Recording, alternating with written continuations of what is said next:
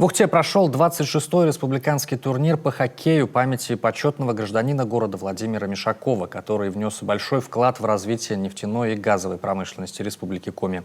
Традиционную поддержку в проведении соревнований оказали в «Лукойл Коми». Виктория Науменко внимательно следила за финальными баталиями на льду.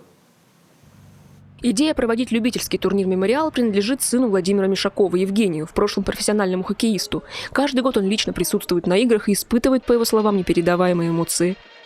Человек, который вложил огромный вклад в развитие Республики Коми, нефтяной промышленности и газовой тоже, добычи тяжелой нефти шахтным способом, огромные, еще раз говорю, радости, поскольку человек не забыт, никто не забыт.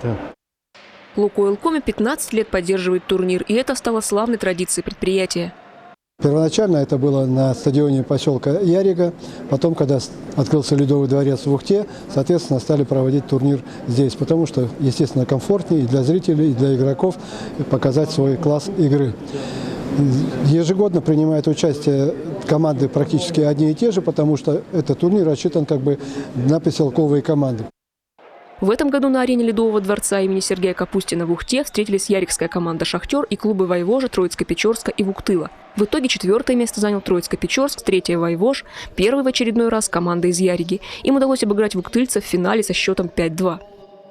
Долго были закрыты ледовые дворцы, поэтому не могли принимать участие в тренировочном процессе. Ну, они нагнали, как бы по форме. Я доволен командой. Для ярикской команды это был первый турнир после снятия ограничений. Кроме того, команда играла в этот раз обновленным, более молодым составом. «Шахтеры» Яриги вернули себе звание неоднократного победителя турнира, потерянного в прошлом году с минимальным счетом в матче с «Войвожем». На закрытии турнира Евгений Мишаков поздравил всех участников и благодарил руководство «Лукойл Коми» за долголетнее сотрудничество. Победителям и призерам вручили кубки, медали и ценные призы. Виктория Науменко, Павел Лагутин, телеканал Юрган, Ухта.